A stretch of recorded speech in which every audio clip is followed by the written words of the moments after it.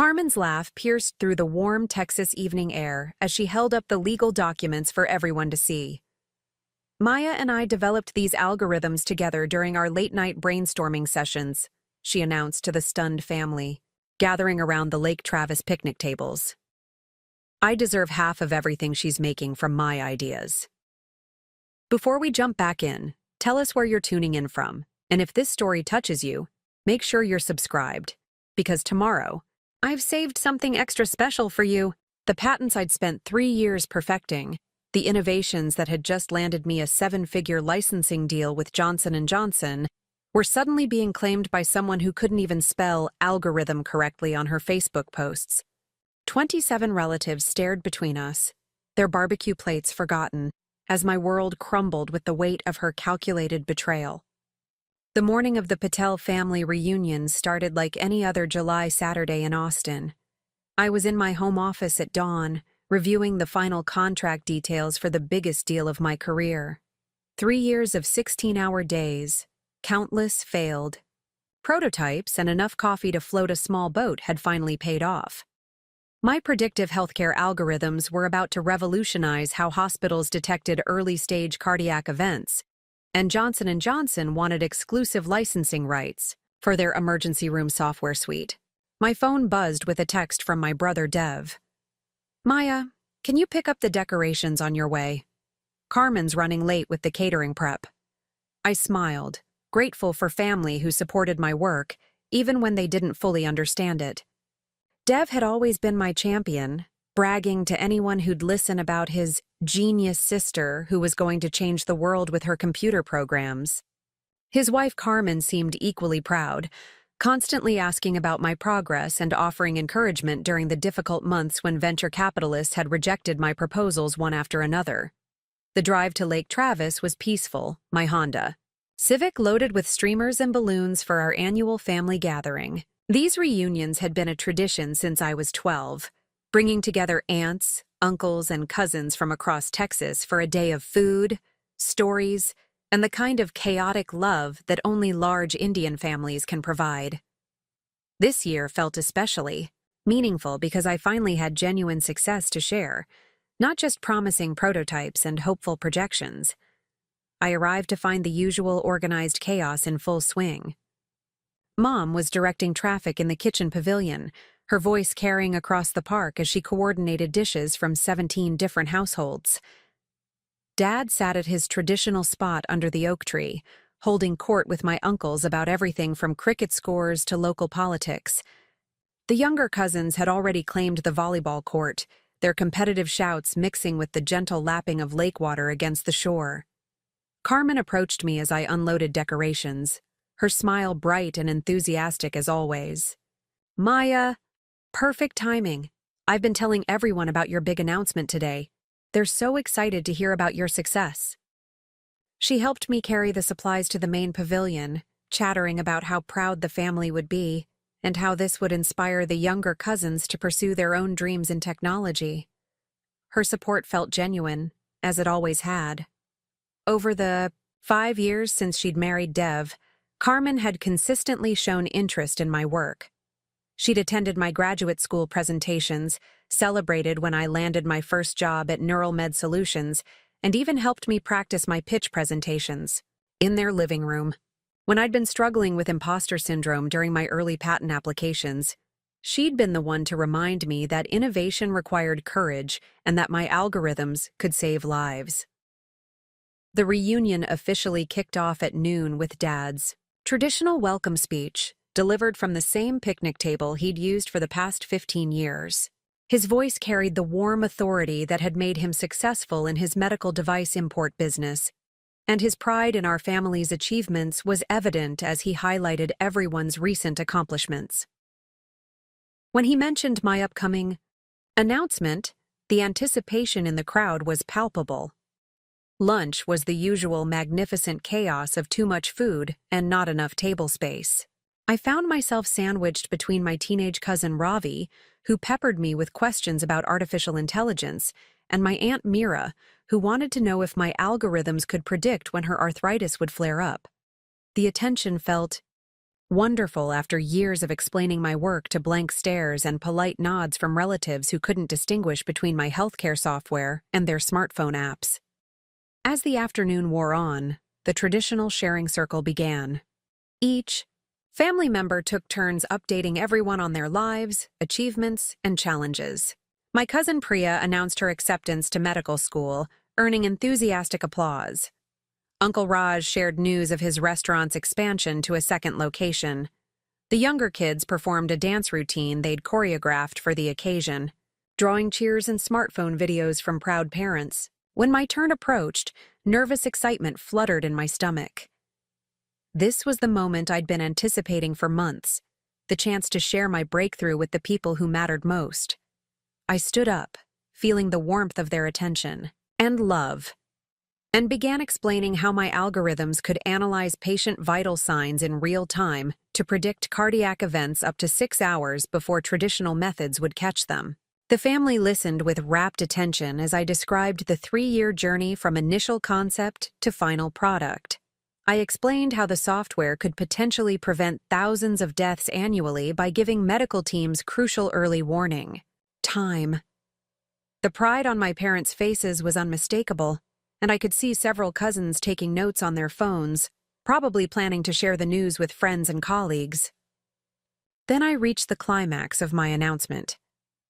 Johnson & Johnson has offered me a 7-figure licensing deal for exclusive rights to use these algorithms in their emergency room software. The contract was finalized yesterday, and the first payment arrives next week. The eruption of cheers and applause was everything I'd hoped for, family members rushing forward to offer congratulations and hugs. But as the celebration reached its peak, Carmen stood up from her seat at the far end of the table.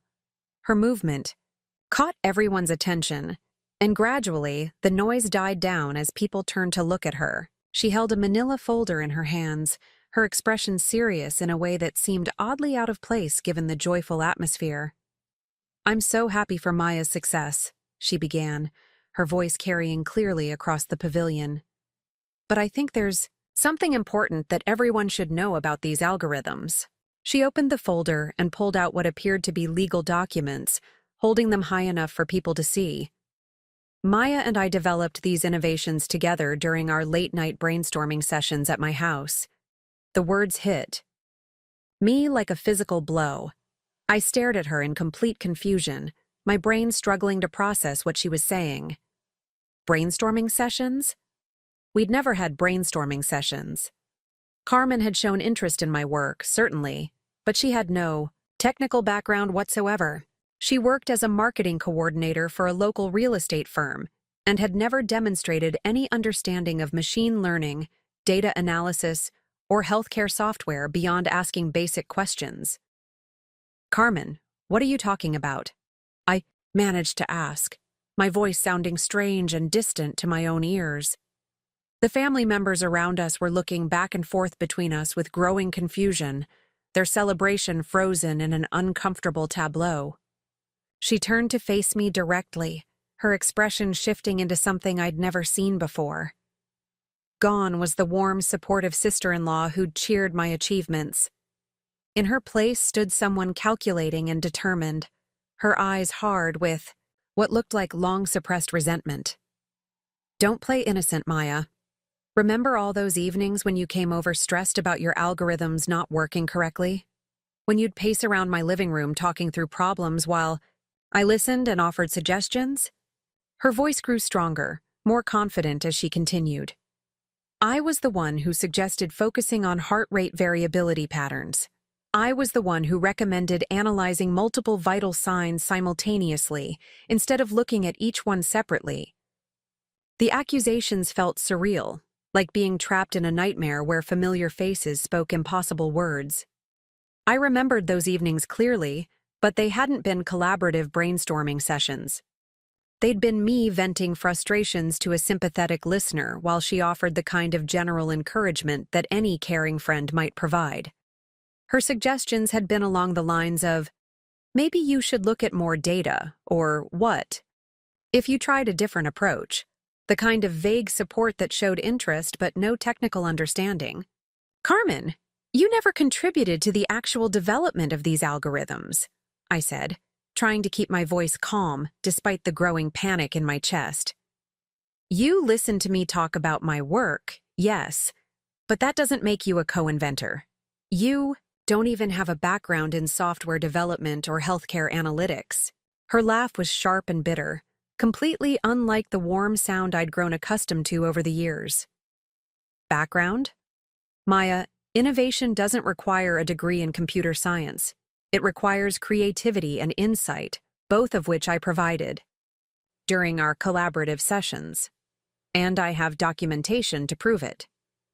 She reached into the folder again and pulled out what appeared to be handwritten notes, pages covered with her distinctive handwriting.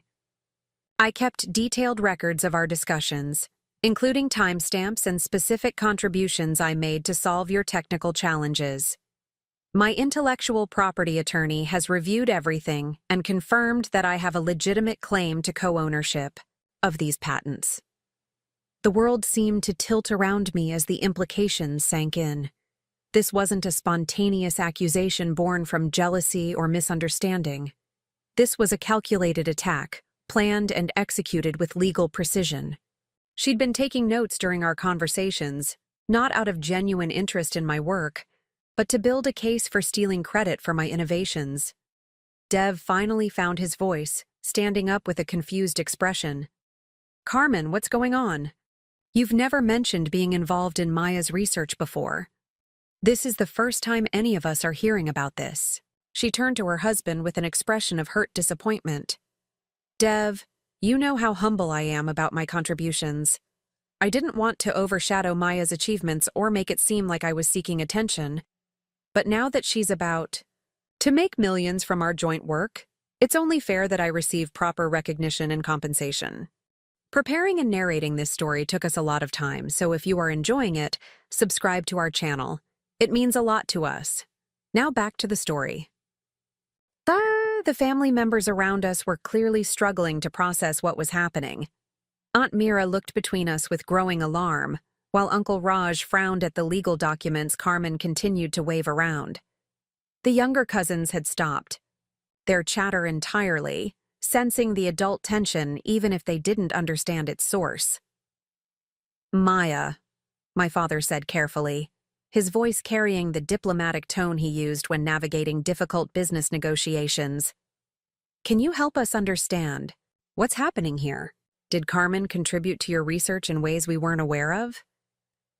The question felt like a betrayal, even though I knew Dad was just trying to get to the truth. The fact that my own family was treating this as a legitimate dispute rather than an obvious fraud made my chest tighten with panic and anger. How had Carmen managed to make her ridiculous claims sound plausible enough to warrant serious consideration? Dad? No. Carmen never contributed to the development of my algorithms in any meaningful way. She listened to me talk about my work, which I appreciated, but that doesn't make her a co-inventor. Every line of code, every data analysis model, every mathematical proof was developed by me alone in my lab at Neural Med Solutions. I have 3 years of documentation proving this. Carmen's expression shifted to one of wounded indignation. Maya, I can't believe you're trying to erase my contributions. Like this. Yes, you did the technical implementation, but the core insights that made your algorithm successful came from our collaborative discussions. Without my creative input, you would never have achieved this breakthrough. She turned back to address the entire family, her voice taking on the persuasive tone I'd heard her use in her marketing presentations. I know this is shocking to hear, but Maya has always struggled to acknowledge other people's contributions. Remember how she used to take credit for group projects in college? This is the same pattern, just on a much larger scale. The reference to college group projects was particularly cruel because it contained just enough truth to be believable. I had been the type of student who ended up doing most of the work in team assignments, partly because I was a perfectionist, and partly because my classmates often struggled with the technical complexity of our projects. But Carmen was twisting that history to support her narrative of me as someone who habitually stole credit from others. That's completely different and you know it, I protested. But I could see doubt creeping into some faces around the table. Carmen's performance was convincing, helped by the fact that most of my family members had no way to evaluate the technical merits of her claims. Mom approached the table where Carmen had spread out her documents, her expression troubled. Carmen, dear, these are very serious accusations. Are you certain about what you're claiming? This could destroy Maya's career and your relationship with our family. Carmen's eyes softened as she looked at my mother, her voice taking on a tone of reluctant sadness. Priya, I love this family, and I love Maya like a sister. The last thing I want is to cause problems. But I can't stand by and watch her receive millions of dollars for work that we developed together. It's not about the money. It's about principle and fairness. The masterful manipulation in her response was evident to me, but seemed to resonate with several family members. By framing her accusations as reluctant truth-telling rather than opportunistic greed, she was positioning herself as the victim of an uncomfortable situation rather than its orchestrator. Dev looked genuinely torn, his loyalty to his wife conflicting, with his knowledge of his sister's character and work ethic. Maya, I've seen you working on these algorithms for years. I've never seen Carmen involved in the technical development. But she did listen to you talk about your challenges and offer suggestions. Could there be some misunderstanding about the extent of her contributions? Even my brother's tentative support felt like another knife in my chest. The fact that he was entertaining Carmen's claims, even hypothetically, showed how effectively she'd planted seeds of doubt. I realized that my family's lack of technical expertise was working against me. They couldn't distinguish between genuine collaboration and casual conversation because they didn't understand the complexities of software development. Dev, there's no misunderstanding, I said, fighting to keep my voice steady.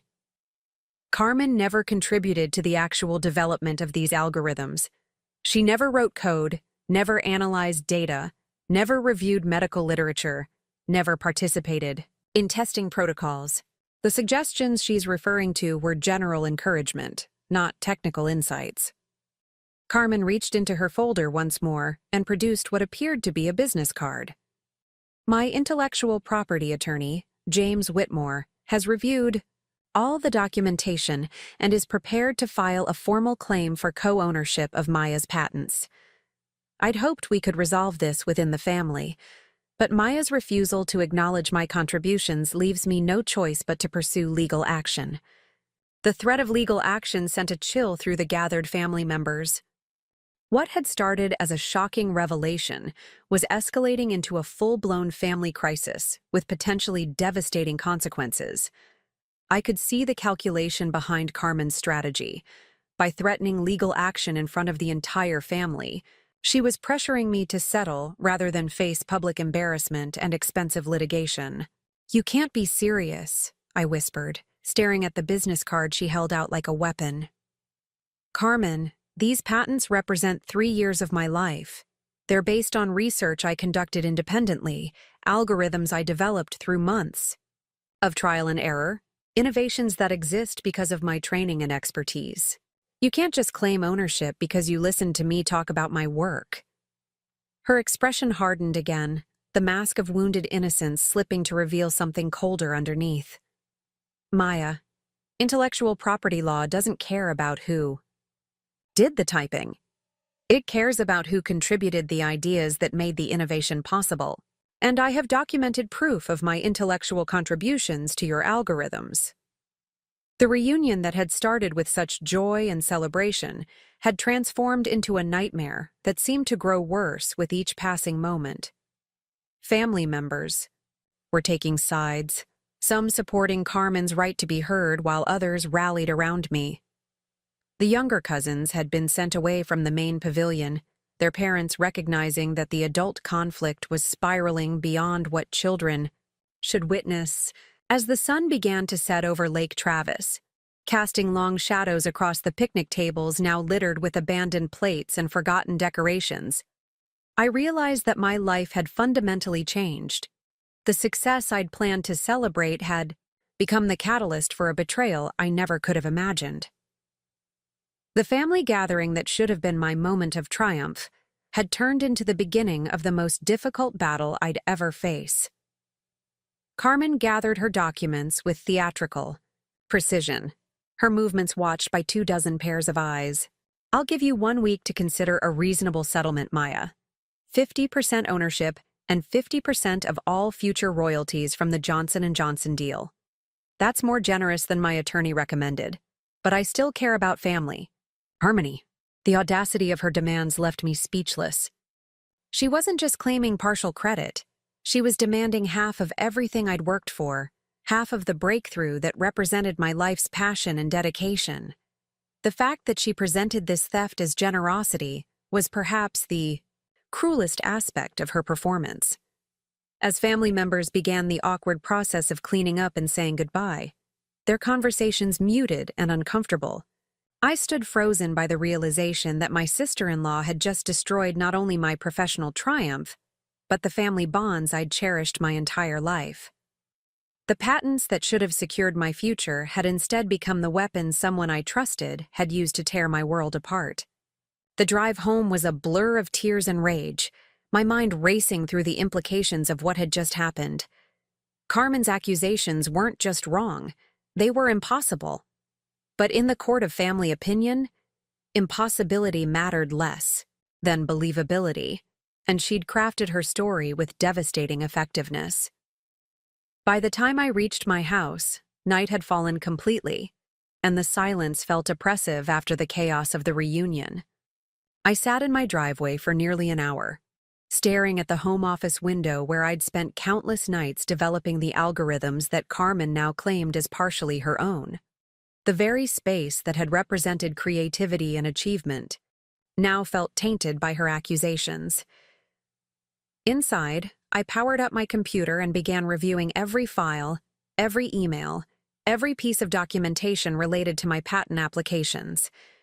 If Carmen wanted a fight, I would give her one. But as I scrolled through 3 years of technical development records, a cold realization settled in my stomach.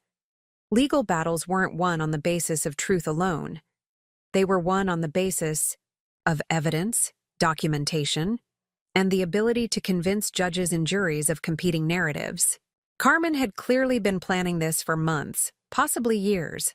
Her handwritten notes, her consultation with an intellectual property attorney, her strategic timing at the family reunion, none of this was spontaneous.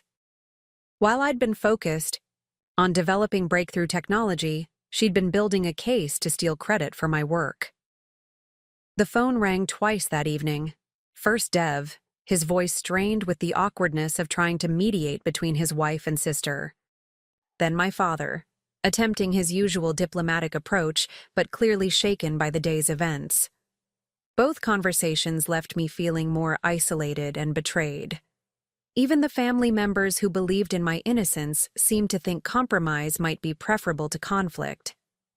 As midnight approached, I found myself questioning not just Carmen's motivations, but my own memory. Had there been moments when her casual suggestions had influenced my technical decisions? Could someone without technical training have made intellectual contributions that I'd failed to recognize? The doubt felt like poison spreading through my thoughts, undermining the confidence that had sustained me through years of challenging development work. But then I opened the folder containing my original patent applications, reading through the detailed technical specifications and mathematical proofs that formed the foundation of my algorithms.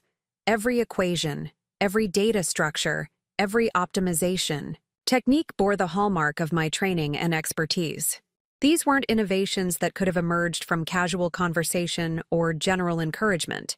They were the product of specialized knowledge applied through months of focused effort.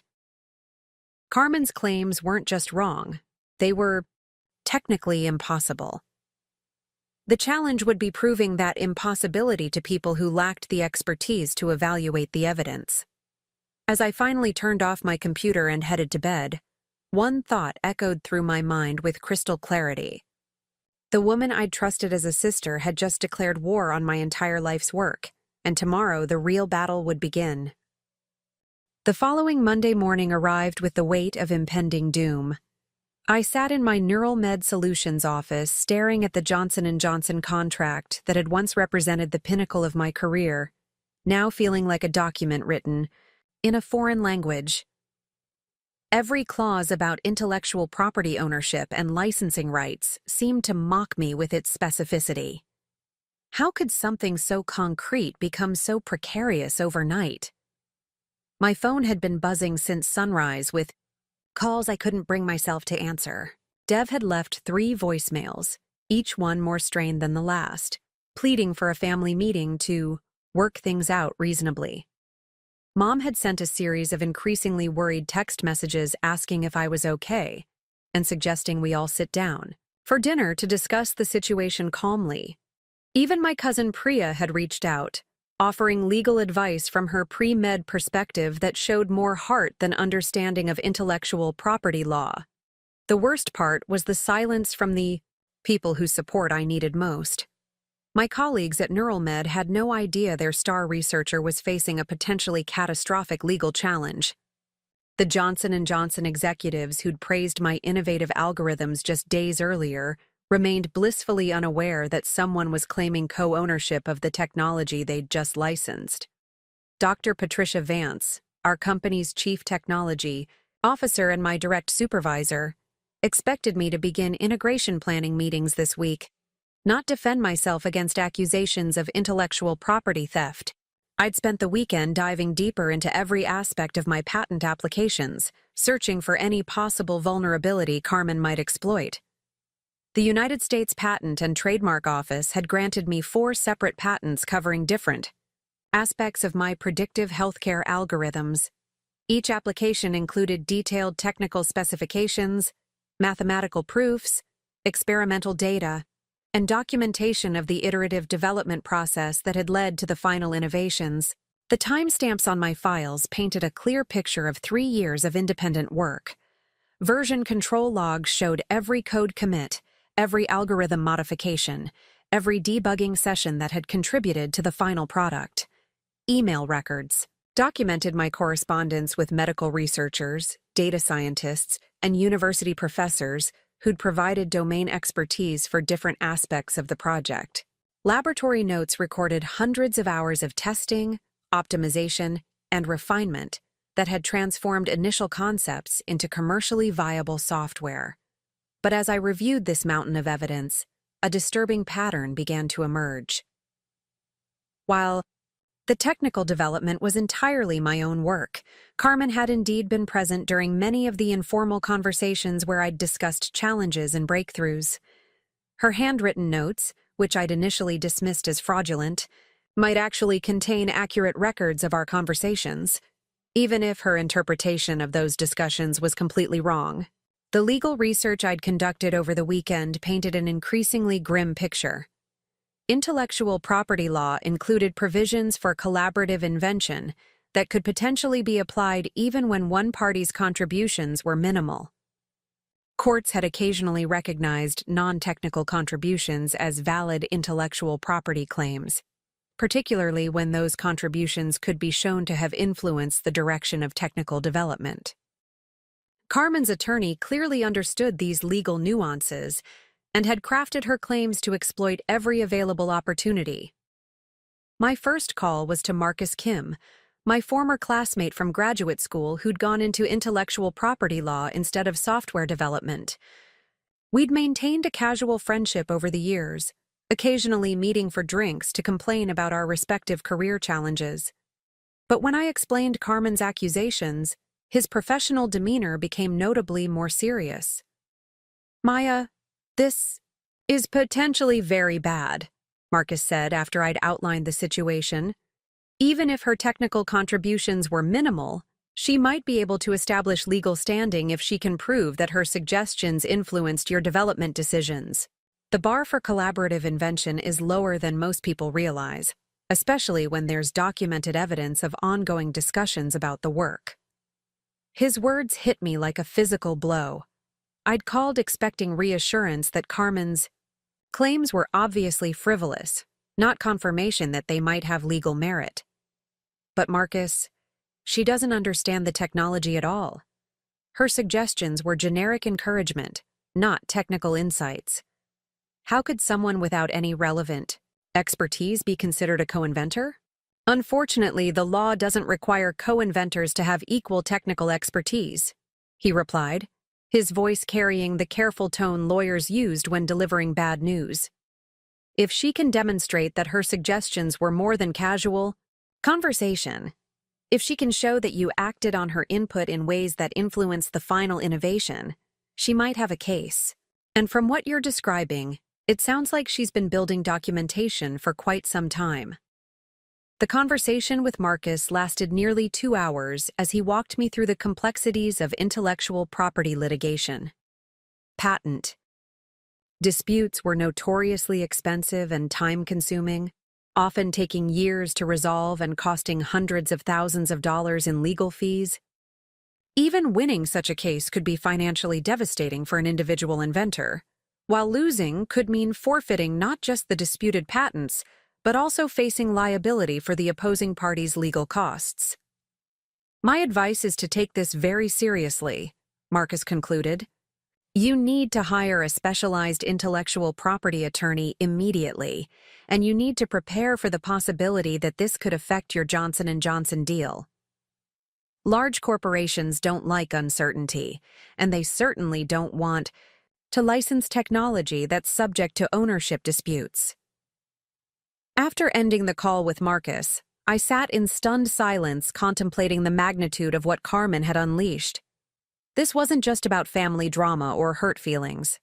This was about the potential destruction of everything I'd worked to achieve. The algorithms that represented my life's passion could be tied up in legal proceedings for years.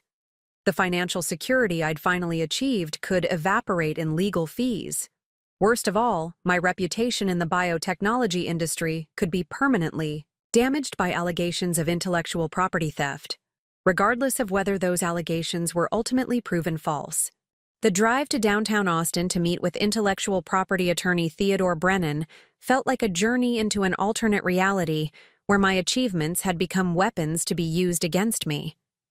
Brennan's office occupied the 20th floor of a gleaming high-rise, its conference rooms offering panoramic views of the city where I'd built my career.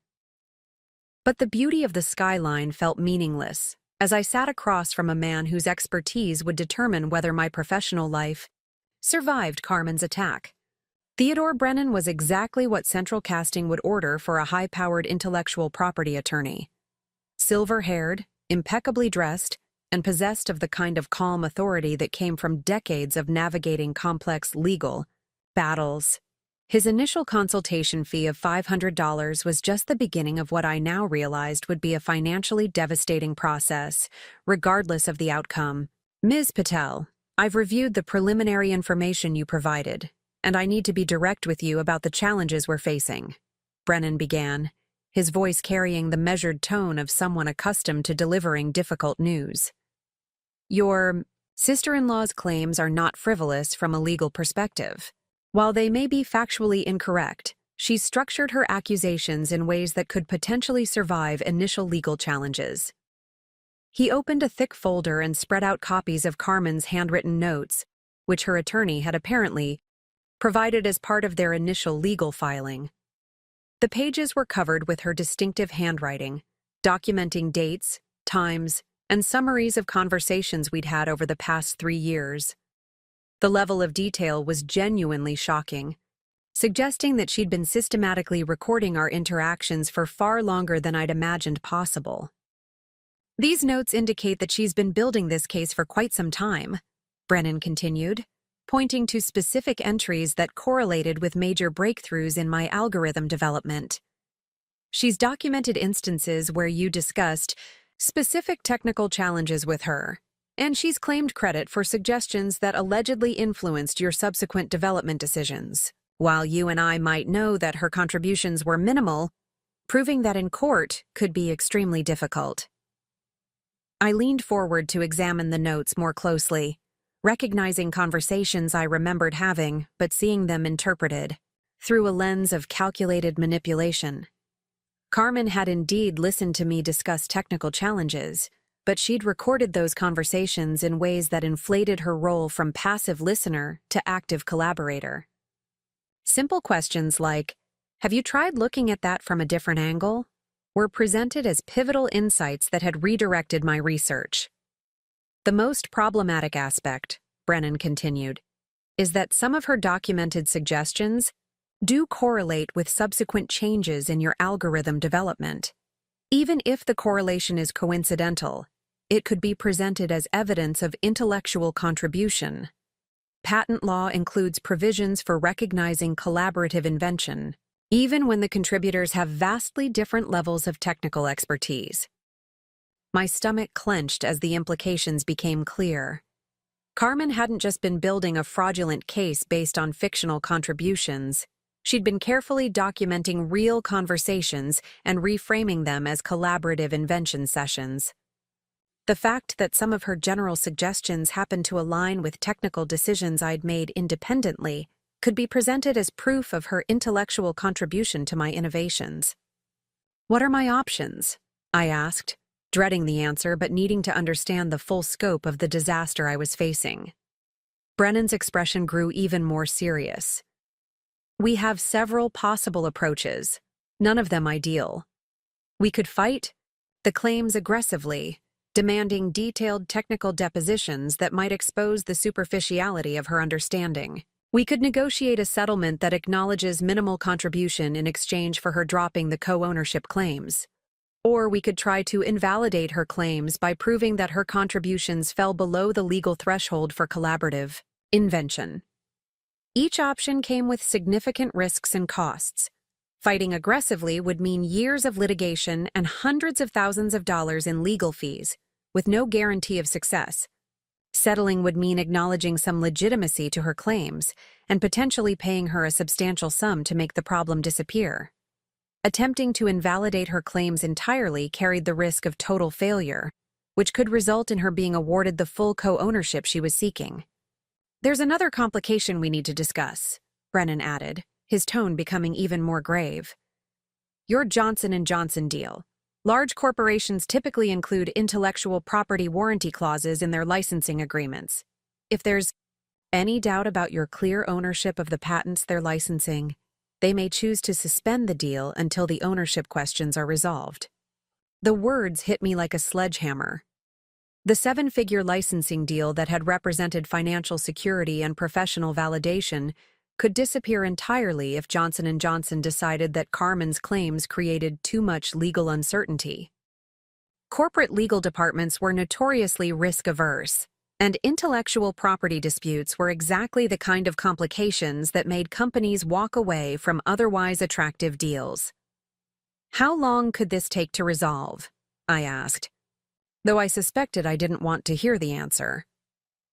"Patent disputes of this complexity typically take 18 months to 3 years to reach final resolution," Brennan replied. "During that time, the disputed patents would likely be considered encumbered, making it difficult to license or commercialize the technology. Even if we ultimately prevail, the delay could cost you significant business opportunities and market position." I left Brennan's office feeling like I'd been diagnosed with a terminal illness. The walk back to my car took me through the Austin downtown area, where I'd often celebrated professional milestones, but now every familiar landmark felt tainted by the knowledge that my career was under attack by someone I'd trusted as family. The bright Texas sunshine that had always energized me now felt harsh and unforgiving. The drive back to Neural Med Solutions gave me time to contemplate the impossible choices I was facing. Fighting Carmen's claims would consume years of my life and potentially hundreds of thousands of dollars, with no guarantee of success. Settling would mean rewarding her calculated betrayal and potentially encouraging similar attacks from other opportunistic individuals. Doing nothing would mean forfeiting patents that represented my life's work and professional identity. Back at my office, I found myself staring at the whiteboard where I'd sketched out the mathematical foundations of my algorithms during late-night brainstorming sessions. Every equation, every data flow diagram, every optimization strategy bore the imprint of my training and expertise. The idea that someone could claim co-ownership of these innovations based on casual conversation felt like a violation of everything I understood about intellectual property and professional ethics. My computer screen displayed the email inbox that had once brought exciting opportunities and collaborative invitations. Now I scanned each message with paranoia, wondering if other colleagues or acquaintances might be documenting our conversations for future legal challenges. The collaborative spirit that had always characterized my approach to research now felt dangerous, a potential source of vulnerabilities that could be exploited by people with hidden agendas. The afternoon brought a call that confirmed my worst fears. Patricia Vance, NeuralMed's chief technology officer, had received a formal legal notice from Carmen's attorney claiming co-ownership of the patents that formed the foundation of our Johnson & Johnson deal. The company's legal department wanted an immediate meeting to discuss the implications for our licensing agreement and my continued employment. Maya, I need you to understand that this puts the company in a very difficult position, Dr. Vance explained when I arrived at her office an hour later. We've built our Johnson & Johnson proposal around algorithms that you developed while employed here, using company resources and facilities. If there's any question about clear ownership of those patents, it could affect not just this deal but our entire intellectual property portfolio. The conversation that followed was professionally cordial but deeply unsettling. NeuralMed Solutions had invested significant resources in supporting my research, from laboratory equipment to computational infrastructure to the salaries of research assistants who'd helped with data collection and analysis. The company had legitimate concerns about protecting their investment and avoiding legal complications that could affect their broader business operations. We're not taking sides in your personal dispute, Dr. Vance continued, but we need assurance that this situation won't compromise our ability to commercialize the technology or expose the company to legal liability. Until the ownership questions are resolved, we may need to suspend active promotion of your algorithms and delay implementation of the Johnson & Johnson deal. The implications were staggering. Not only were my personal patents under attack, but my employment and professional relationships were now threatened by Carmen's accusations. The collaborative research environment that had nurtured my innovations was transforming into a source of legal risk that my colleagues and employers might choose to avoid entirely. That evening, I sat in my home office surrounded by 3 years of technical documentation, legal papers, and the fragments of a professional life that had seemed so secure just days earlier. The algorithms displayed on my computer screen represented thousands of hours of passionate work, but now they felt like evidence in a case where my integrity and expertise were under attack.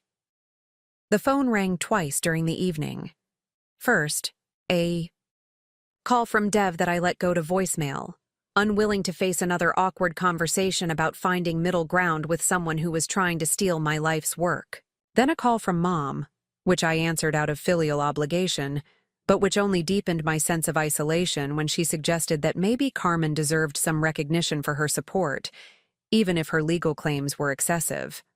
As midnight approached, I found myself drafting and deleting emails to professional contacts, trying to find words to explain a situation that defied rational explanation. How do you tell colleagues that your sister-in-law is claiming co-ownership of your patents? How do you maintain professional relationships when your own family is divided about whether you've stolen credit from someone who helped you succeed? The worst part was the growing seed of doubt that Carmen's systematic manipulation had planted in my mind. I'd always prided myself on acknowledging the contributions of others, from research collaborators to mentors who'd shaped my thinking. Had I somehow failed to recognize legitimate intellectual contributions that Carmen had made? Was there some middle ground between her fraudulent claims and my absolute denial of her role? But every time I examined the technical details of my algorithms, the doubt evaporated in the face of overwhelming evidence. These innovations weren't the product of casual conversation or general encouragement. They were the result of specialized knowledge, advanced mathematical training, and months of focused technical development that Carmen couldn't possibly have contributed to in any meaningful way. The challenge would be proving that technical reality in a legal system that might not distinguish between genuine collaboration and manipulative opportunism. As I finally closed my laptop and prepared for another sleepless night, one thought echoed through my mind with crystalline clarity. The battle for my professional life was just beginning, and the stakes couldn't possibly be higher. The email that changed everything arrived on a Tuesday morning 2 weeks after my world had imploded.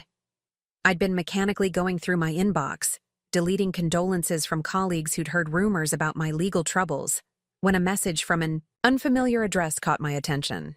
The sender was Dr. Vivian Cross, and the subject line read, "Regarding your algorithms and academic integrity." My first instinct was to delete it immediately, assuming it was another legal threat or media inquiry about the patent dispute that had begun making waves in Austin's tight-knit biotechnology community. But something about the formal tone and academic email signature made me pause. Dr. Cross identified herself as a professor emeritus of computer science at Stanford University and former director of the AI Ethics Institute. She'd heard about my situation through professional networks and had a proposition that might interest me. "Ms. Patel, I've been following the intellectual property dispute surrounding your predictive healthcare algorithms with great interest. While I cannot comment on the legal merits of the various claims, I can offer you something that might prove valuable in establishing the technical provenance of your work. I maintain an extensive archive of academic correspondence and collaboration records that spans 4 decades of computer science research. If you're interested in exploring whether this archive might contain relevant information about your case, I would welcome the opportunity to discuss it with you." The message felt like the first ray of sunlight I'd seen in weeks. After endless consultations with lawyers who spoke in probabilities and worst-case scenarios, here was someone offering concrete assistance based on technical expertise rather than legal maneuvering. I called the number in her signature within minutes of reading the email. Dr. Cross's voice carried the authoritative warmth of someone accustomed to mentoring younger researchers through complex challenges. She explained that her interest in my case wasn't purely altruistic. She'd spent the latter part of her career studying cases where legitimate innovators were victimized by intellectual property fraud, and she believed my situation might represent a particularly sophisticated example of such manipulation. "Maya, may I call you Maya? I've reviewed the public filings in your case, and I'm struck by the systematic nature of the documentation your sister-in-law has assembled. This level of calculated record-keeping suggests someone who understood the legal vulnerabilities in collaborative innovation long before they began building their case. It's the kind of sophisticated fraud that's becoming increasingly common as intellectual property becomes more valuable." Her words provided the first external validation I'd received that Carmen's behavior wasn't just ethically wrong, but represented a recognizable pattern of exploitation. Dr. Cross had documented similar cases where non-technical individuals had attempted to claim credit for innovations by carefully documenting casual conversations and reframing them as collaborative invention sessions. "The good news," she continued, "is that these kinds of fraudulent claims often contain internal inconsistencies that can be exposed through careful technical analysis. If you're willing to work with me, I believe we can build a comprehensive record of your independent development process that will make it very difficult for anyone to claim collaborative invention." The meeting with Dr. Cross took place at her emeritus office at Stanford, a book-lined sanctuary that felt like a refuge from the legal chaos that had consumed my life. She was a small woman in her 70s with silver hair and intense eyes that missed nothing, surrounded by decades of research papers and academic correspondence that represented a lifetime of scholarly achievement. "Before we begin, I want you to understand what I'm offering and what I'm not," she said, gesturing for me to sit in one of the comfortable chairs arranged around a small conference table. "I'm not a lawyer, and I can't provide legal advice about your patent dispute. What I can do is help you document the technical provenance of your algorithms in ways that will make it clear to any expert reviewer that these innovations required specialized knowledge and training that your sister-in-law doesn't possess. She opened a thick folder and spread out what appeared to be a comprehensive analysis of my patent applications, annotated with technical notes and cross-references to academic literature. The level of detail was extraordinary, showing that she'd spent considerable time understanding not just the surface features of my algorithms, but the deep mathematical and theoretical foundations that made them possible. Your algorithms represent a sophisticated fusion of machine learning techniques, statistical analysis, and medical domain knowledge, she explained, pointing to specific sections of the patent documentation. The mathematical optimization strategies you've employed require graduate-level training in both computer science and biostatistics. The feature selection algorithms demonstrate deep understanding of cardiac physiology and medical signal processing. These aren't innovations that could emerge from casual conversation or general encouragement. For the first time in weeks, I felt like someone truly understood the technical complexity of what I'd achieved. Dr. Cross walked through each aspect of my algorithms, explaining how the various components required specialized knowledge that took years to develop. She pointed out mathematical techniques that weren't taught in undergraduate courses, medical insights that required collaboration with domain experts, and optimization strategies that had been published in academic journals just months before. I'd incorporated them into my work. The key to defending against fraudulent collaboration claims is demonstrating that the disputed innovations required knowledge and skills that the claiming party doesn't possess, she continued. In your case, we have abundant evidence that your algorithms incorporate technical concepts that someone without advanced training in computer science and biostatistics couldn't have contributed to meaningfully. Dr. Cross proposed a comprehensive technical audit that would trace every aspect of my algorithms back to their theoretical foundations, academic sources, and development history. This audit would create an authoritative record of the specialized knowledge required to produce my innovations, making it virtually impossible for someone without that knowledge to claim legitimate collaboration. We'll document every mathematical technique, every optimization strategy, every domain-specific insight that went into your algorithms, she explained. We'll trace the academic lineage of each innovation, showing how it builds on published research and advanced theoretical concepts. By the time we're finished, any expert reviewer will understand that these algorithms could only have been developed by someone with your specific training and expertise. The work began immediately. Dr. Cross had assembled a team of graduate students and postdoctoral researchers who specialized in different aspects of machine learning and biomedical engineering. Each team member was assigned specific components of my algorithms to analyze, documenting the theoretical foundations and technical requirements for each innovation. The process was both exhilarating and exhausting. For the first time since Carmen's accusations, I was working with people who understood and appreciated the technical complexity of what I'd achieved. Instead of lawyers who spoke in terms of legal precedents and worst-case scenarios, I was collaborating with researchers who could evaluate my work on its technical merits. Dr. Sarah Chen, a postdoctoral researcher specializing in cardiovascular signal processing, took responsibility for analyzing the medical domain knowledge embedded in my algorithms. She spent days tracing the physiological insights that had informed my feature selection strategies, documenting how each decision required deep understanding of cardiac electrophysiology and clinical medicine. Maya, the medical sophistication of your algorithms is remarkable, Dr. Chen explained during one of our review sessions. You've incorporated insights from dozens of clinical studies, physiological research papers, and medical device specifications. The feature selection strategies alone demonstrate knowledge that would take a medical professional years to develop. There's no way someone without medical training could have contributed meaningfully to these aspects of your work. Meanwhile, Dr. James Rodriguez, a computer science graduate student, focused on the mathematical optimization techniques that formed the computational backbone of my algorithms. His analysis revealed the sophisticated understanding of machine learning theory that had been necessary to achieve the performance levels my algorithms demonstrated. The optimization strategies you've employed are cutting-edge techniques that were only published in academic journals within the past 2 years, Dr. Rodriguez noted. You've adapted these theoretical advances to the specific requirements of medical signal processing in ways that require deep understanding of both the mathematical foundations and the practical constraints of healthcare applications. This level of technical sophistication couldn't emerge from casual conversation.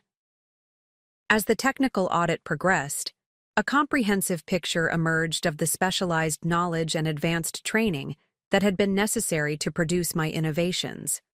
Every aspect of my algorithms, from the statistical models, to the feature extraction techniques, to the performance optimization strategies, required expertise that Carmen demonstrably didn't possess. Dr. Cross compiled this analysis into a detailed, technical report that read like a masterclass in advanced machine learning and biomedical engineering. The report traced every innovation back to its theoretical foundations, documented the academic sources that had informed each decision, and explained why each technical choice required specialized knowledge that took years to develop. This report establishes beyond any reasonable doubt that your algorithms could only have been developed by someone with your specific educational background and technical expertise, Dr. Cross explained as we reviewed the final draft. Any expert reviewer will understand that the claimed collaborator lacks the fundamental knowledge necessary to have contributed meaningfully to these innovations. But Dr. Cross's assistance extended beyond technical documentation. She'd spent decades navigating the intersection of academic research and intellectual property law, and she understood how technical evidence needed to be presented to be effective in legal proceedings. Technical complexity alone isn't enough to win patent disputes, she explained. We need to present this information in ways that non-technical judges and juries can understand. We need to make it clear that the difference between your expertise and your sister-in-law's knowledge isn't just a matter of degree, but a fundamental difference in kind. She worked with me to develop clear, accessible explanations of why each technical component of my algorithms required specialized training. We created visual presentations that illustrated the complexity of the mathematical models, the sophistication of the optimization techniques, and the depth of medical knowledge that had informed my design decisions. The goal is to make it obvious to any reasonable observer that your sister-in-law's claims are not just technically wrong, but technically impossible, Dr. Cross said.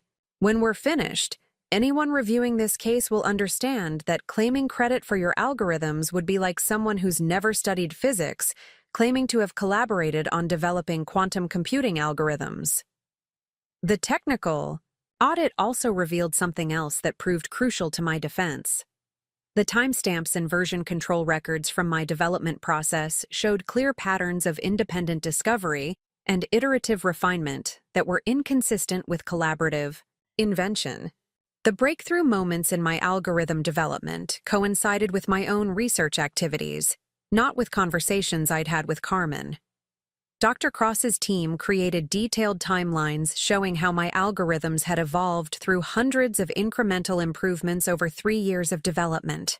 These timelines demonstrated that the major advances in performance and sophistication had occurred during periods when I was working independently in my laboratory, not during social conversations with family members. This developmental timeline is powerful evidence of independent invention, Dr. Cross noted.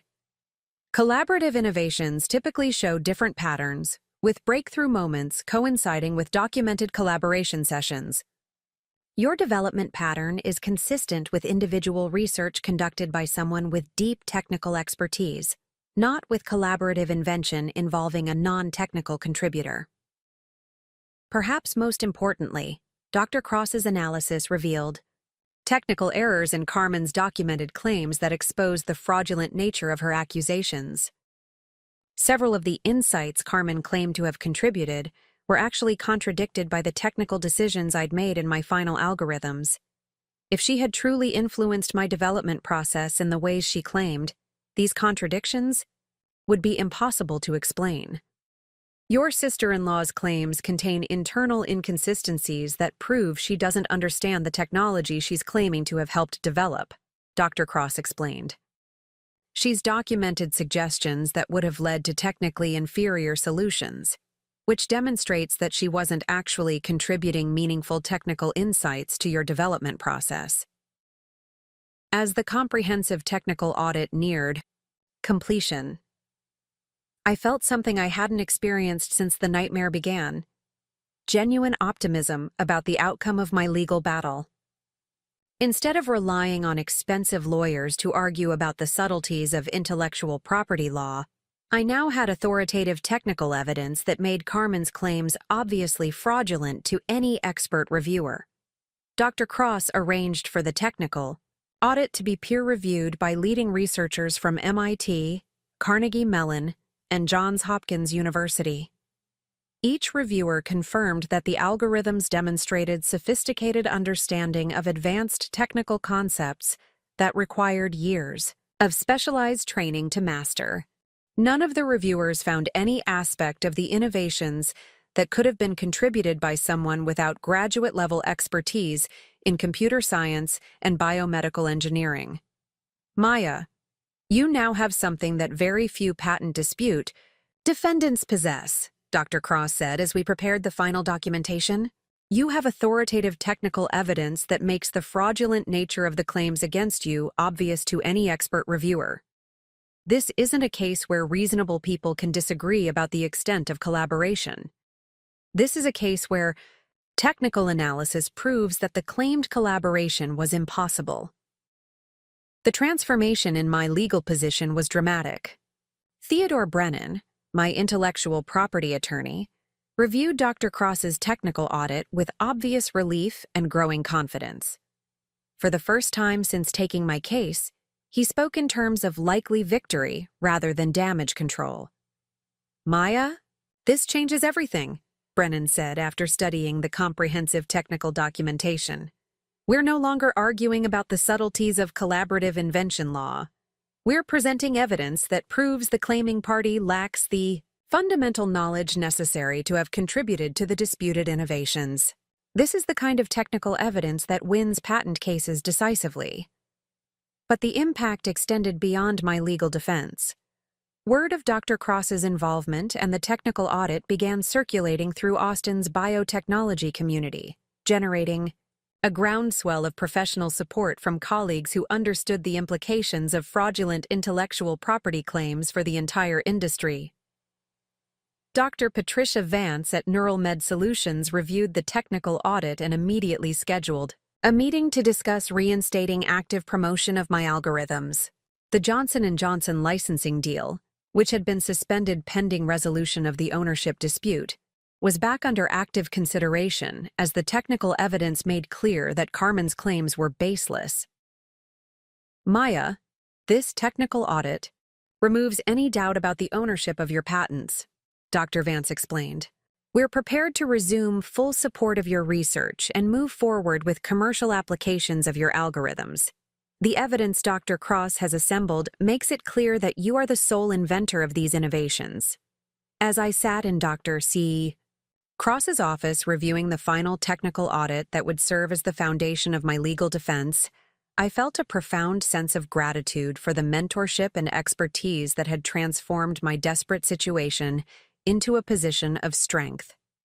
The algorithms that had once seemed vulnerable to fraudulent claims were now protected by authoritative technical evidence that made such claims obviously impossible.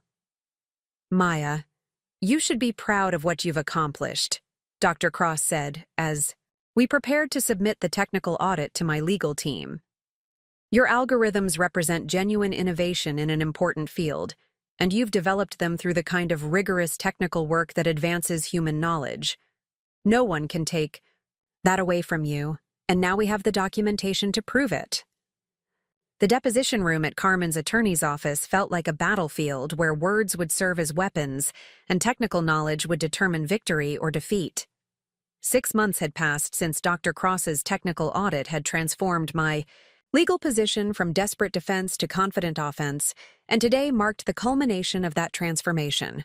Carmen sat across the polished conference table flanked by her legal team, her expression a carefully crafted mask of wounded dignity that I now recognized as pure theatrical performance. James Whitmore, Carmen's intellectual property attorney, had clearly expected this deposition to be a formality before settlement negotiations. His initial confidence had been evident in the scheduling, the venue selection, and the casual dismissal of my technical documentation as overly complex academic theorizing. But as Dr. Cross took her seat beside my legal team, armed with 300 pages of peer-reviewed technical analysis, the atmosphere in the room shifted dramatically. Ms. Rodriguez, Theodore Brennan began, addressing Carmen with the formal courtesy that barely concealed the trap he was setting. You've claimed co-ownership of 4 patents related to predictive healthcare algorithms. Could you please explain to us your educational background in computer science and machine learning? The question was simple, direct, and devastating in its implications. Carmen's resume, which had been submitted as part of her legal filings, showed a bachelor's degree in marketing communications and 5 years of experience promoting residential real estate. She had never taken a single course in mathematics beyond basic college algebra, never studied computer programming, and had no formal training in statistics, data analysis, or medical science. I don't believe formal education is the only way to contribute to innovation, Carmen replied, her voice carrying the practiced confidence of someone who'd rehearsed this response extensively. Creativity and insight can come from many sources, and my contributions to Maya's algorithms were based on creative problem-solving rather than technical implementation. Brennan nodded thoughtfully, as if considering the merits of her argument. I see. And could you explain to us the mathematical basis of the Kalman filtering techniques that form the foundation of the disputed algorithms? The silence that followed stretched for nearly 30 seconds as Carmen glanced desperately between her attorney and the court reporter. Kalman filtering was a fundamental concept in signal processing that any genuine collaborator on my algorithms would understand intuitively. The fact that she couldn't even attempt an explanation revealed the hollowness of her claims more effectively than hours of legal argument.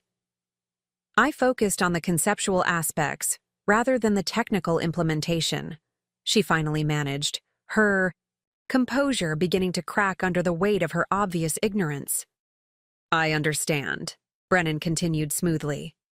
Then perhaps you could walk us through the conceptual framework behind the spectral analysis techniques used in cardiac signal processing?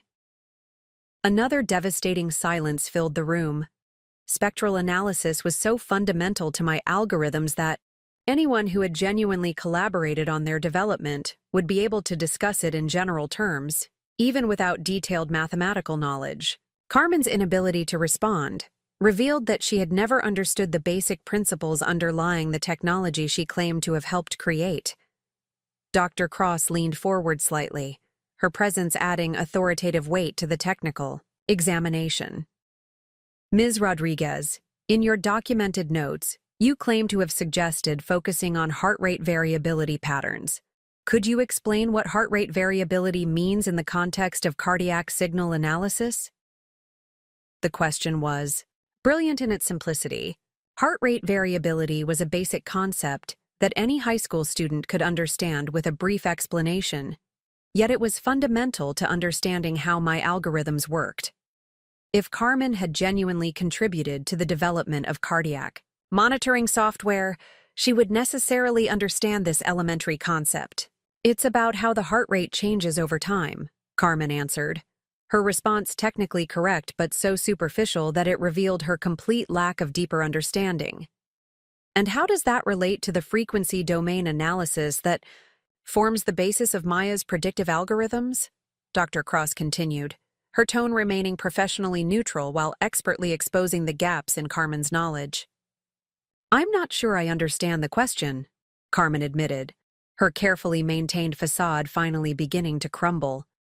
The deposition continued for 6 grueling hours as Brennan and Dr. Cross systematically demonstrated that Carmen couldn't explain, discuss, or even recognize the fundamental concepts that formed the foundation of my algorithms. Every technical question revealed another layer of ignorance that made her collaboration claims increasingly absurd. She couldn't define basic terms like feature extraction or supervised learning. She couldn't explain the difference between time domain and frequency domain analysis. She had no understanding of statistical significance, confidence intervals, or any of the mathematical concepts that were essential to my work. Most damaging of all, she couldn't explain the specific technical decisions that she claimed to have influenced. When asked why certain filtering parameters had been chosen over alternatives, she had no answer. When pressed about the rationale behind specific algorithm optimizations, she could only repeat vague generalities about looking at things differently. Her complete inability to discuss the technical substance of my innovations made it obvious that she had never contributed meaningfully to their development. The cross-examination of her handwritten notes proved equally devastating. Dr. Cross had prepared a detailed analysis showing that many of Carmen's suggestions were actually inconsistent with the technical decisions I had ultimately made in my algorithms.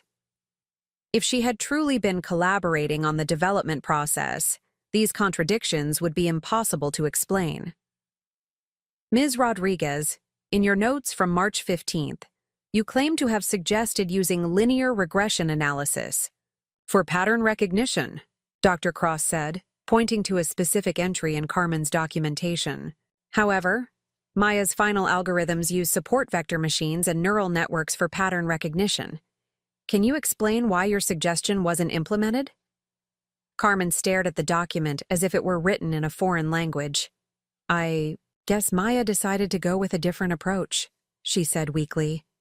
But support vector machines and neural networks are fundamentally different from linear regression, Dr. Cross continued. They're based on completely different mathematical principles and are used for entirely different types of pattern recognition problems. If you were genuinely collaborating on this development, wouldn't you understand why your suggestion was inappropriate for this application? The question hung in the air like an indictment. Carmen's notes were filled with similar instances where her documented contributions were contradicted by the actual technical decisions in my algorithms. The pattern revealed that she had been recording conversations without understanding their technical content, then fabricating claims of collaboration based on superficial misunderstandings of what she had heard. By the end of the deposition, Carmen's legal team was visibly shaken. James Whitmore, who had begun the day with confident demands for substantial settlement payments, now spoke in hushed conferences with his client about reassessing their position. The technical examination had exposed the fraudulent nature of Carmen's claims so thoroughly that continuing to pursue them would risk sanctions for filing frivolous lawsuits. The transformation in my own legal team's confidence was equally dramatic. Theodore Brennan, who had spent months preparing for complex battles over collaborative invention law, now spoke about summary judgment motions and potential sanctions against Carmen for filing knowingly false claims. The technical evidence had shifted the case from a difficult intellectual property dispute to a clear-cut instance of attempted fraud. Maya, what we've accomplished today goes far beyond winning this particular case, Dr. Cross explained as we reviewed the deposition transcript later that evening. We've created a template for defending against sophisticated intellectual property fraud. The technical analysis methods we've developed can be applied to similar cases throughout the biotechnology industry. Her words proved prophetic in ways I couldn't have anticipated. Within weeks of the deposition, other biotechnology researchers began reaching out for assistance with their own intellectual property disputes. The comprehensive technical audit that Dr. Cross had developed for my case became a model for defending legitimate innovators against fraudulent collaboration claims. Dr. Michael Zhang, a biomedical engineer at Rice University, contacted me after reading about my case in the trade press. He was facing similar accusations from a former colleague who claimed credit for algorithms that Dr. Zhang had developed independently. Using the methodology that Dr. Cross had pioneered, we were able to create a technical audit that quickly exposed the fraudulent nature of the claims against him. Maya, your case has changed how we think about protecting intellectual property in collaborative research environments, Dr. Zhang explained during one of our consulting sessions. The technical audit approach provides a level of protection that traditional legal strategies couldn't achieve. The success of Dr. Cross's methodology led to invitations to speak at intellectual property conferences and biotechnology industry meetings. I found myself becoming an advocate for technical approaches to intellectual property protection, sharing the lessons learned from my experience with Carmen's fraudulent claims. The presentation I gave at the Austin Biotechnology Summit drew an audience of over 300 researchers, entrepreneurs, and intellectual property attorneys. The response was overwhelming, with dozens of attendees approaching me afterward to discuss similar challenges they were facing, or to request assistance with their own intellectual property disputes. The biotechnology industry is particularly vulnerable to intellectual property fraud because our innovations often emerge from collaborative research environments, I explained to the audience. Traditional legal approaches focus on documentation and witnesses, but technical analysis can provide definitive proof of who actually contributed to complex innovations. The consulting practice that emerged from these speaking engagements provided not just additional income but a sense of purpose that went beyond my individual case. By helping other researchers defend their innovations against fraudulent claims, I was contributing to the integrity of the entire biotechnology industry. Dr. Sarah Chen, the postdoctoral researcher who had contributed to my technical audit, joined me as a partner in this consulting work. Her expertise in biomedical signal processing complemented my background in machine learning, allowing us to assist researchers across a broad range of biotechnology applications. Maya, we're not just helping individual researchers, Dr. Chen observed during one of our strategy sessions. We're establishing precedents that will make it much more difficult for opportunistic individuals to exploit the collaborative nature of scientific research. The impact on my relationship with NeuralMed Solutions was equally transformative. Dr. Patricia Vance, who had been cautiously supportive during the worst phases of my legal battle, now became an enthusiastic champion of both my research and my consulting activities. Maya, your experience has made you uniquely valuable to our company and our industry, she explained during my annual performance review. You've developed expertise in intellectual property protection that goes far beyond technical innovation. We want to formalize your role as our Director of Intellectual Property Strategy. The promotion came with a substantial salary increase and the resources to build a comprehensive intellectual property protection program for NeuralMed Solutions. Instead of simply defending against fraudulent claims after they arose, we would proactively document our research processes in ways that would make such claims impossible to sustain. The program I developed became a model for other biotechnology companies throughout the Austin area. We created detailed technical audits for every significant innovation, maintained comprehensive documentation of our research processes, and trained our researchers to recognize and prevent the kind of vulnerabilities that had made me susceptible to Carmen's attack. Maya's intellectual property protection program has become an industry standard, noted Dr. Robert Martinez, the chief technology officer at a competing biotechnology firm, during a panel discussion at a trade conference. Companies throughout Texas are adopting similar approaches to protect their innovations and their researchers. The Johnson & Johnson licensing deal, which had been suspended during the worst phases of my legal battle, was not only reinstated, but expanded significantly. The pharmaceutical giant was so impressed with the technical audit and intellectual property protection measures we had developed that they wanted to license not just my original algorithms, but also the enhanced versions I had created during the research process. Maya, your algorithms represent exactly the kind of innovation that Johnson & Johnson wants to support, explained Dr. Lisa Wang, the executive director of the company's digital health initiatives. But equally important is the intellectual property protection framework you've developed. We want to implement similar approaches throughout our own research and development programs. The expanded licensing deal provided financial security that went far beyond what I had originally anticipated. More importantly, it validated the broader impact of the work I had done to defend against Carmen's fraudulent claims. The technical analysis methods that had been developed to expose her fraud were now being recognized as valuable innovations in their own right. The academic community also took notice of the precedent we had established. Dr. Cross received invitations to present our methodology at computer science conferences and intellectual property symposiums. The technical audit approach was published in several peer-reviewed journals, creating a permanent record of the methods that could be used to defend against similar fraudulent claims. Maya and Dr. Cross have contributed something genuinely important to the intersection of technology and law, noted Professor Janet Harrison, a leading expert in intellectual property law at Harvard University. Their work demonstrates how technical analysis can provide definitive resolution to intellectual property disputes that might otherwise consume years of expensive litigation. The recognition from the academic community led to an unexpected opportunity. Stanford University offered me a visiting researcher position that would allow me to continue my biotechnology work while also developing the intellectual property protection methodology further. The position came with access to world-class research facilities and collaboration with leading experts in both computer science and intellectual property law. Maya, your experience has given you insights that could benefit researchers throughout the academic community, explained Dr. Cross as we discussed the Stanford opportunity. You've learned how to protect innovation in ways that most researchers never have to consider.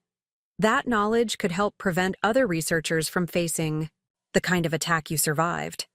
The decision to accept the Stanford position was made easier by the knowledge that my original research would continue to generate income through the Johnson & Johnson licensing deal and the consulting practice I had established.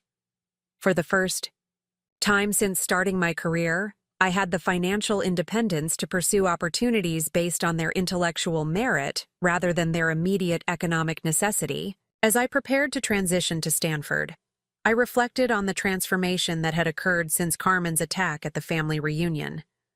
What had begun as a devastating betrayal had evolved into an opportunity to contribute to the protection of intellectual property throughout the biotechnology industry.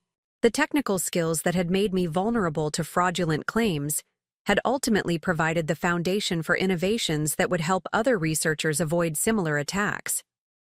The consulting practice continued to grow, with Dr. Chen managing day-to-day operations while I focused on the Stanford research position. We had successfully defended intellectual property for dozens of biotechnology researchers, creating a track record that was attracting attention from venture capital firms and major pharmaceutical companies.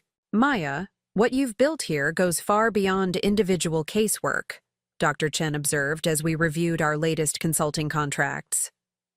We're establishing intellectual property protection as a specialized field within biotechnology consulting. This could become a significant industry in its own right. The irony was not lost on me that Carmen's attempt to steal credit for my innovations had ultimately led to the development of new innovations that were generating their own intellectual property portfolio. The methods we had developed for technical auditing and intellectual property protection were themselves eligible for patent protection, creating a new revenue stream that was entirely separate from my original healthcare algorithms. As I packed my office at Neural Med Solutions for the move to Stanford, I came across the original patent applications that had started this entire journey.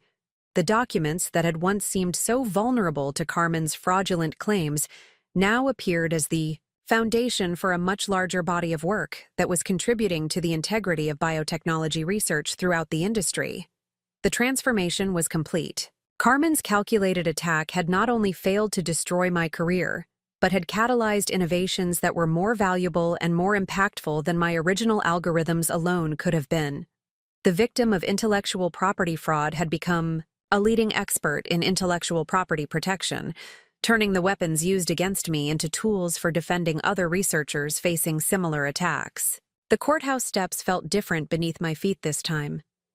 18 months had passed since Carmen's accusations had turned my life upside down, and now I was returning not as a desperate defendant, but as someone who had transformed an attack into an opportunity. The final hearing was scheduled for 10 o'clock, but I arrived early to savor the moment and reflect on the journey that had brought me here. My phone buzzed with messages of support from colleagues, clients, and fellow researchers who had followed my case through the biotechnology trade press. Dr. Cross had sent an encouraging note from Stanford, where she was preparing for my arrival as a visiting researcher. The consulting practice that had emerged from my legal battle was thriving under Dr. Chen's management, with new clients seeking our intellectual property protection services every week. Carmen arrived 20 minutes before the hearing with James Whitmore and a visibly diminished legal team. The confident swagger that had characterized her early court appearances had been replaced by something approaching resignation. The technical deposition had exposed her claims so thoroughly that even her own attorney seemed embarrassed by the case they were obligated to pursue. She avoided eye contact as she climbed the courthouse steps, but I could see the strain in her posture and the tension in her movements. The woman who had once commanded the attention of an entire family reunion with her theatrical accusations now looked like someone who understood that her performance was approaching its final act. Inside the courtroom, Judge Margaret Sullivan reviewed the extensive technical documentation that had been submitted by both sides. The contrast was stark and telling. My legal team had presented 300 pages of peer-reviewed technical analysis, expert testimonies from leading researchers at major universities, and comprehensive documentation of my independent development process. Carmen's side had submitted her handwritten notes, general statements of support from non-technical acquaintances, and increasingly desperate legal arguments about the broad interpretation of collaborative invention. "Ms. Rodriguez," Judge Sullivan began, her voice carrying the authority of someone who had reviewed thousands of intellectual property disputes. "Your claims of co-ownership are based primarily on documented conversations with Ms. Patel about her research challenges. However, the technical analysis submitted by the defendant demonstrates that the disputed algorithms require specialized knowledge in computer science, statistics, and biomedical engineering. Can you explain how someone without formal training in these fields could have contributed meaningfully to innovations that require such specialized expertise?" The question cut to the heart of what had always been the fundamental weakness in Carmen's case. Intellectual property law recognized collaborative invention, but it required that all parties actually contribute intellectual content that influenced the final innovation. Carmen's inability to understand even basic concepts underlying my algorithms made it impossible for her to have contributed anything more than general encouragement. "Your Honor," James Whitmore responded, "creativity and innovation can emerge from many sources. My client's contributions were conceptual rather than technical, but they were nonetheless essential to the development of these algorithms." Judge Sullivan's expression suggested she found this argument unconvincing. "Mr. Whitmore, the technical analysis shows that the conceptual frameworks underlying these algorithms are based on advanced mathematical theories and medical knowledge that require years of specialized training to understand. How could someone without that background contribute meaningfully to conceptual development in these areas?" The question hung in the courtroom air like an indictment. Carmen's claims had always been vulnerable to this fundamental logical challenge, but the comprehensive technical audit had made the challenge impossible to avoid or deflect. "Furthermore," Judge Sullivan continued, "the deposition testimony reveals that Ms. Rodriguez cannot explain even basic concepts underlying the disputed technology. She cannot define fundamental terms used in the patent applications. She cannot discuss the rationale behind specific technical decisions. She demonstrates no understanding of the theoretical foundations that make these algorithms possible. These facts are inconsistent with claims of meaningful intellectual contribution." Theodore Brennan rose to address the court, his confidence evident in his posture and tone. Your Honor, the technical evidence conclusively demonstrates that Ms. Rodriguez's claims are not just legally insufficient, but factually impossible. The innovations in question could only have been developed by someone with Ms. Patel's specific educational background and technical expertise. The claiming party lacks the fundamental knowledge necessary to have contributed to these algorithms in any meaningful way. He gestured toward the extensive technical documentation that filled several boxes on the plaintiff's table.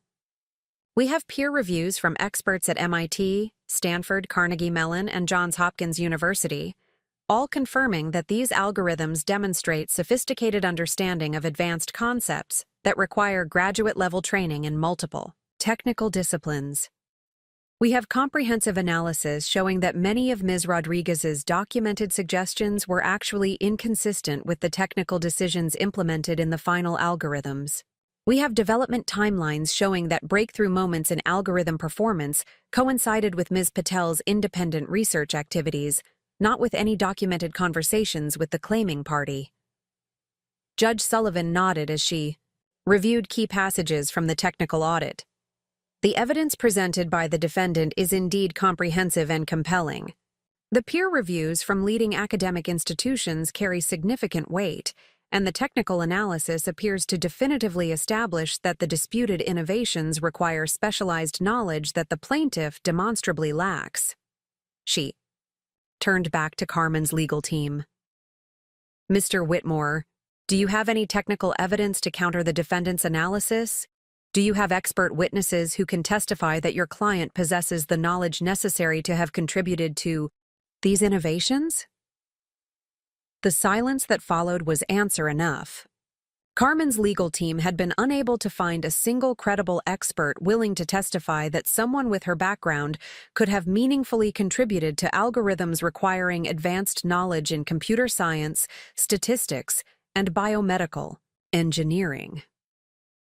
Your Honor, Whitmore said finally, we believe the law recognizes that collaborative invention can involve non-technical contributions that influence the direction of technical development. Mr. Whitmore, Judge Sullivan replied, the law does recognize collaborative invention, but it requires that all claimed inventors actually contribute intellectual content to the disputed innovation. The evidence suggests that while your client may have listened to Ms. Patel discuss her research challenges, listening does not constitute intellectual contribution. General encouragement and emotional support, while valuable in human terms, do not create legal rights to intellectual property ownership. The judge's words effectively ended Carmen's case. The technical evidence had established beyond any reasonable doubt that her claims were not just legally insufficient, but factually impossible. She lacked the basic knowledge necessary to have contributed to my algorithms, and her inability to understand even fundamental concepts underlying the technology made her collaboration claims absurd. Based on the evidence presented, Judge Sullivan announced, I find that the plaintiff has failed to establish any legitimate basis for claiming co-ownership of the disputed patents. The technical analysis demonstrates conclusively that the innovations in question could only have been developed by someone with the defendant's specialized training and expertise. The plaintiff's documented interactions with the defendant, while perhaps well-intentioned, do not constitute the kind of intellectual contribution that creates rights to patent ownership. She paused to review her notes before continuing. Furthermore, I find that the plaintiff's claims were brought without adequate investigation into their technical merit and legal sufficiency.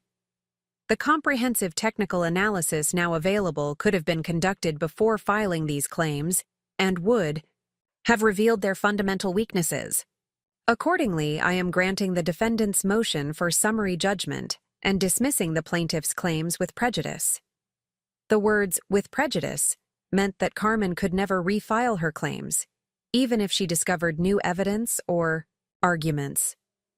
Her attack on my intellectual property rights was permanently ended, and the legal vindication was complete and final. As we left the courtroom, Carmen walked past me without speaking, her earlier theatrical confidence replaced by obvious defeat. James Whitmore offered a perfunctory handshake to Theodore Brennan, the professional courtesy of attorneys whose case had been thoroughly demolished by superior evidence and preparation. Outside the courthouse, I was surrounded by reporters from biotechnology trade publications who had been following the case as a precedent-setting dispute about intellectual property protection in collaborative research environments. The questions focused not just on my personal victory, but on the broader implications for the biotechnology industry. Ms. Patel, how will this case affect how researchers protect their intellectual property? Asked a reporter from Austin Business Journal. This case demonstrates that technical analysis can provide definitive protection against fraudulent intellectual property claims, I replied.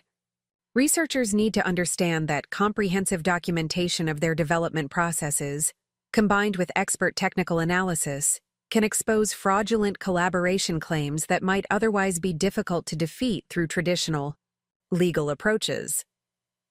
The Victory press conference evolved into an impromptu seminar on intellectual property protection, with reporters asking detailed questions about the technical audit methodology and its potential applications throughout the biotechnology industry.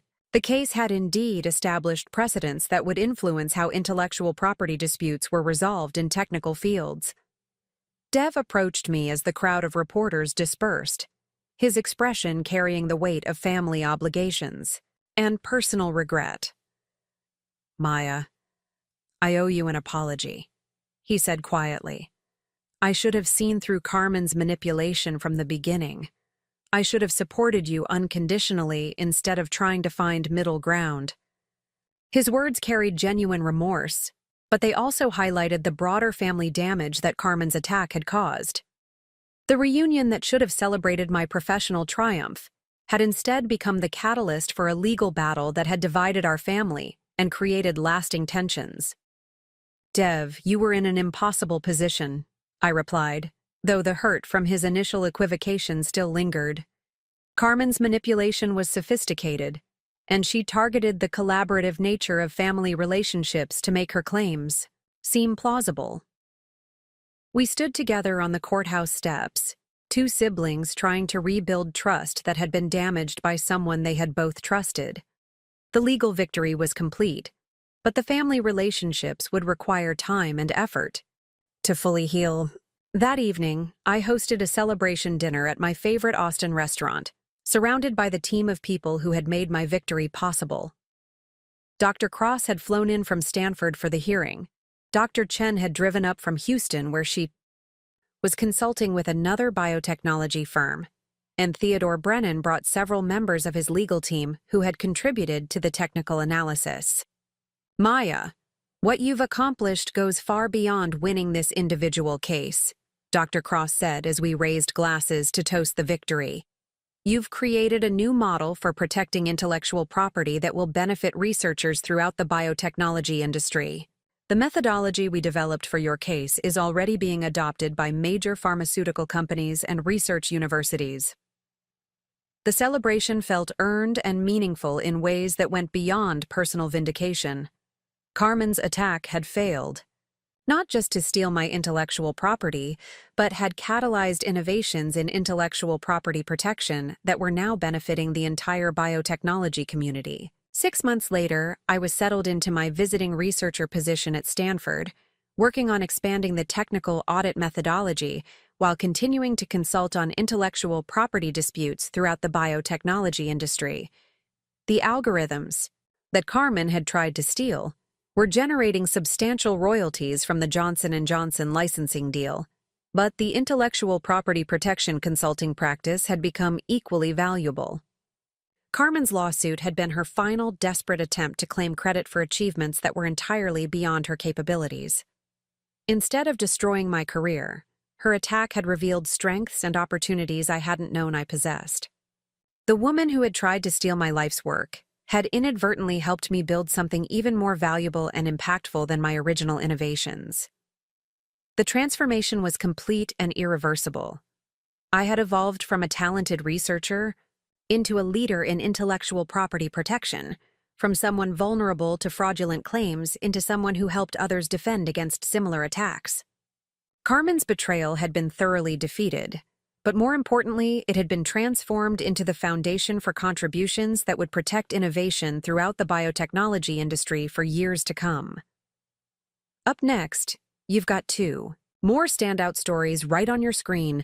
If this one hit the mark, you won't want to pass these up. Just click and check them out.